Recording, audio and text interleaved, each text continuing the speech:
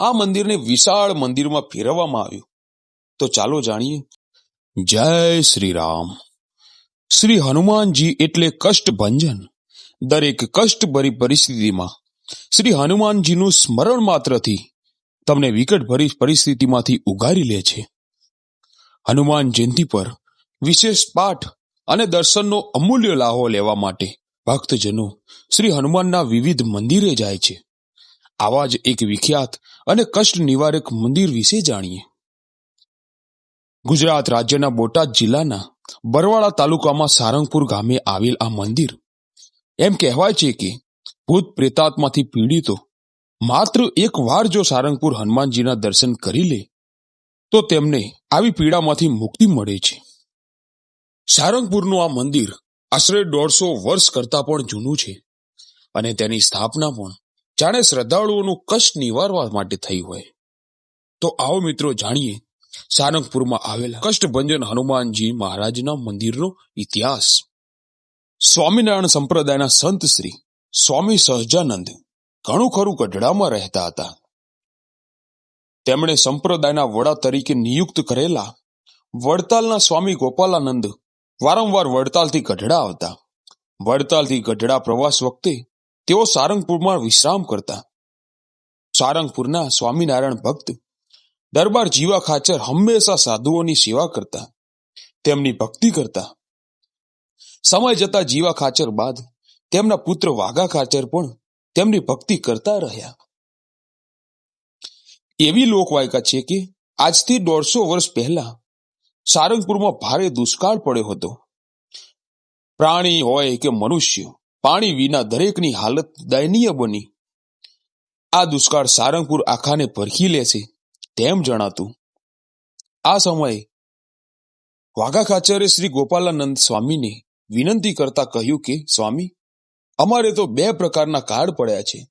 એક 3 વર્ષથી વરસાદ નથી આવ્યો અને બીજા આ બોટાદ અને કરિયાણીના દરબારો સમૃદ્ધ હોવાથી તેઓ સંતોને રોકી રાખે છે, જેથી અમોને સત્સંગનો લાભ નથી મળતો.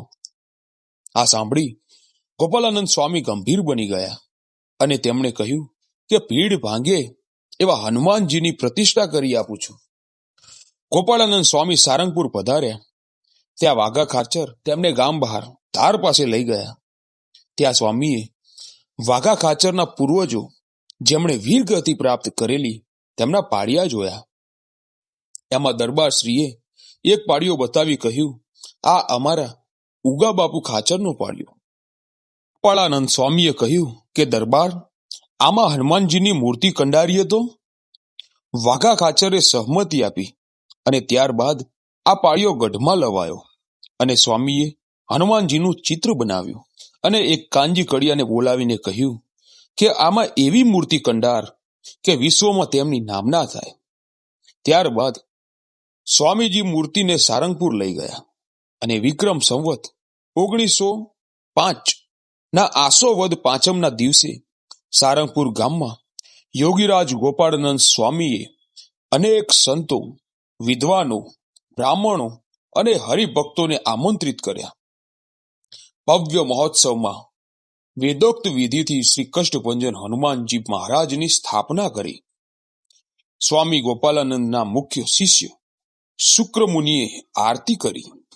આરતી સમયે શ્રી ગોપાલાનંદ સ્વામીએ લાકડીને પોતાની દાઢી નીચે ટેકાવીને મૂર્તિ સામે ત્રાટક વિધિ કરતા ઉભા રહ્યા.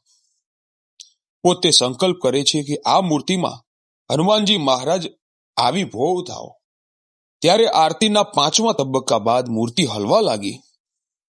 ગોપાળાનંદ સ્વામીએ શ્રી હનુમાનજી મહારાજને વિનંતી કરી કે આપના ચરણે આવેલ હર કોઈ મનુષ્યના દુઃખ દૂર કરજો. પીડિતોને સર્વ પ્રકાર મુક્ત કરીએ, સર્વેના ઉદ્ધાર કરજો.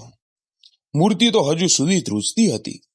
તેથી ભક્તોએ સ્વામીને પ્રાર્થના કરી કે સ્વામી, બાજુના ગઢપુર પતિ શ્રી ગોપાલાનંદજી મહારાજ તથા ધોલેરાના મદન મોહનજી મહારાજનું મહાત્મ્ય ઘટી જશે, માટે તમે આ મૂર્તિને ધ્રુજતી બંધ કરો. અને ત્યારે ગોપાલાનંદ સ્વામી આ મૂર્તિને ધ્રુજતી બંધ કરી. મિત્રો, ત્યારથી આ મૂર્તિ ભક્તોના કષ્ટ નિવારવા લાગી અને સારંગપુરના હનુમાનજીનું નામ કષ્ટભંજન પડી ગયું. સ્વામીજીની કૃપાથી નાની જગ્યામાં શરૂ થયેલ મંદિરનું વ્યવસ્થિત બાંધકામ વિક્રમ સંવત 1956માં શરૂ થયું. વધુને વધુ શ્રદ્ધાળુઓ આ મંદિરનો લાભ લઈ શકે એ માટે ઈસવીસન 1956માં શરૂ થયેલ વ્યવસ્થિત બાંધકામ આજે 2011 સુધીમાં આ મંદિરને વિશાળ મંદિરમાં ફેરવવામાં આવ્યું. તો ચાલો જાણીએ આ મંદિરની વિશેષતા વિશે. આ મંદિરમાં 25 ફૂટ પહોળો સભા મંડપ છે, જેને આરસના પથ્થરથી જડવામાં આવ્યો છે. હનુમાનજીની મૂર્તિ ત્યાં રૂમમાં પ્રસ્થાપિત કરવામાં આવી છે. આ રૂમના બારણા ચાંદીના છે. મૂર્તિની પૂજા બ્રહ્મચારી બ્રાહ્મણ દ્વારા જ કરવામાં આવે છે. મંદિરના ગર્ભગૃહમાં આચાર્ય કે કોઠારીને પ્રવેશ નથી. મંદિરની આસપાસ ખુલ્લી જગ્યા છે. સવારની મંગળા આરતીથી દર્શન શરૂ થાય છે, જે બપોરના 12 વાગ્યા સુધી ખુલ્લા રહે છે.